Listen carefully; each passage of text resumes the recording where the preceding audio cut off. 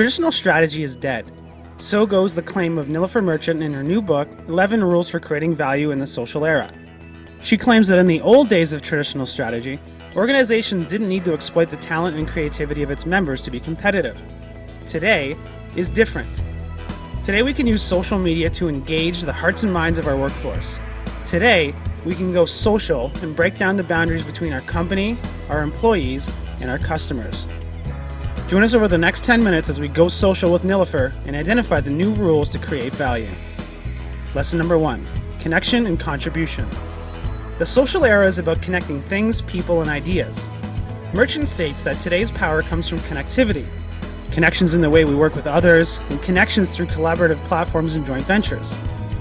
Merchant claims that the social era will reward those organizations that realize they don't create value just by themselves. Anyone can create and contribute.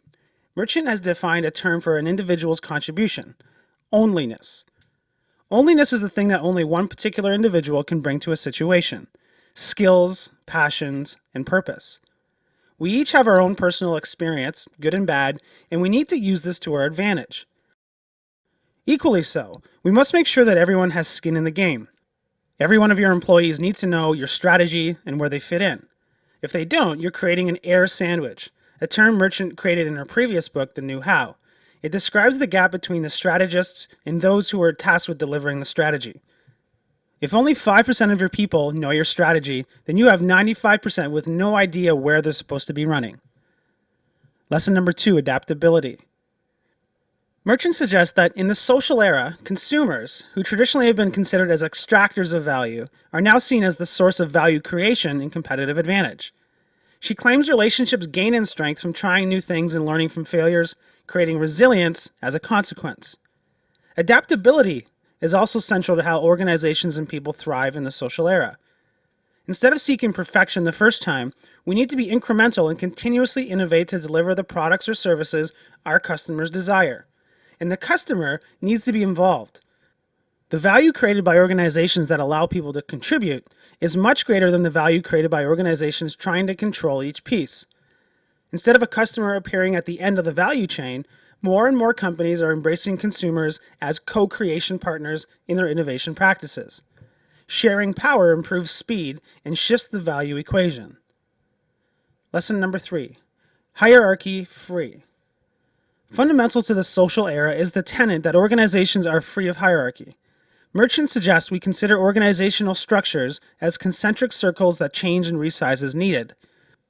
We play to our strengths, and if our strength is not what is needed, we let someone else take a turn. If we need a skill we don't have, we embrace our connected networks and find it externally.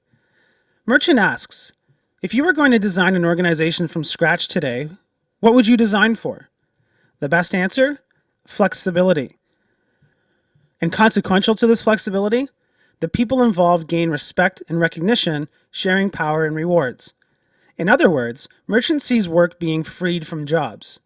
Organizations will shift from managing a job function to managing each person based on his or her unique contributions, their onliness. Individuals will not be thinking about resume building, but about portfolio building. Badges will not be about the organization we belong to, but to the things we care about, our badges of talent, passions, and purpose. Lesson number 4, love, not war. Merchant points out that if we study the language of traditional sales and marketing, we see similarities with war. We take aim at our target market. We capture or defend market share. We attack competition. We win customers. For the social era, she suggests a more personal approach, combining social era marketing to falling in love, following the stages of romance, struggle, commitment, and co-creation. Social era marketing stage 1, romance. The first phase is about introductions. It's about getting to know each other, customer and provider. It's about finding the little things that appeal to you about the other party, the things that make you smile and want more. It's all about exploring. Social era marketing stage 2, struggle. As we spend time together and get to know each other, there is a mutual effort to learn how both parties in the relationship are going to fit together. We get to know their little bad habits, things that aren't quite what we thought they were. In this stage, both parties have to share in the outcome.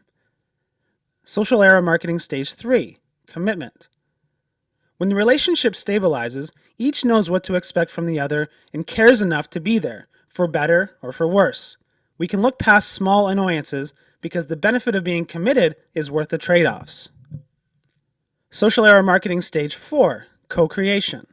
In this type of relationship, a customer is no longer merely making a transactional purchase, but participating in the act of creating. Vendor and customer create their own baby. Merchant asserts that marketing in the social era is not easy. When customers are central to all we do, they are not easily controlled and are not predictable.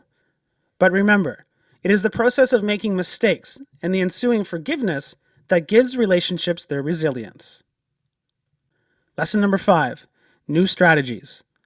Merchant clearly points out that competition has changed. Value propositions have changed. Work has changed. Many fixed costs have become variable costs. Marginal cost plays a bigger role in the value equation. Barriers to entry have fallen. Size is imprecise as a threat factor. Yet our business models have not changed to keep pace with these shifts. Aside from market-specific competition from below, there is also competition from disruptive organizations that are finding new ways to get work done. Strategy in the social era needs to focus on the general direction and rely on feedback loops with customers to iterate and adjust direction. Set a course, adjust as needed, and learn until you get it right. Connecting with customers can provide a way to build in resilience. It enables a deeper connection to the community in which we are creating. The social era is new, and new business models need to be created. We need to recognize we're in a new game and understand that the measures we use to judge success no longer stand, and others need to be developed. Lesson number 6, unlocking talent. Recognition of the existence of onliness and the unique contribution everyone can make. But having onliness on its own is not enough, as, by its nature, onliness varies. Merchant suggests we need to establish a baseline of understanding. This shared baseline starts to align onliness to a common purpose and permeates the benefit of onliness from one to another. Success isn't about how smart or good or experienced an individual is. Instead, it's about the resulting outcomes of what happens when all of those talented individuals work together in a common community, co-creating with a shared purpose. The final step in unlocking talent is giving your talented people the freedom to make decisions. As already discussed, hierarchies in organizations are not fit for the social era, and if we don't have hierarchies, we don't have command and control. In response, people will make their own decisions. Granted, these decisions need to be made within the common aim, but self-managed is self-motivated and self-determining. When we focus on the boxes in a traditional org chart, we keep people out of the spaces between the boxes. But it is in these spaces where new talent can be unlocked and where we can add value. Lesson number 7, social purpose. Merchants suggest in the social era we need social purpose. It's no longer beneficial to look down on customers as inanimate objects. We need to engage with them and show integrity. There are things that we do and things that we care about. And then there's the story we tell about it. When those things are in full alignment for individuals, we say they have integrity. The same goes for a business in the social era. Merchants suggest social purpose matters in 3 ways. Number 1, community. If work is freed from jobs, then why would someone work for us? The reason is that we offer a community, a group of like-minded, like-motivated, and like-inspired individuals. In these environments, time diminishes, work is pleasurable, and we have a shared drive to do something that matters. Number 2, speed. Speed is time reduction. Because we work in pools of unlocked talent and with the freedom to act, we can get to the end point faster.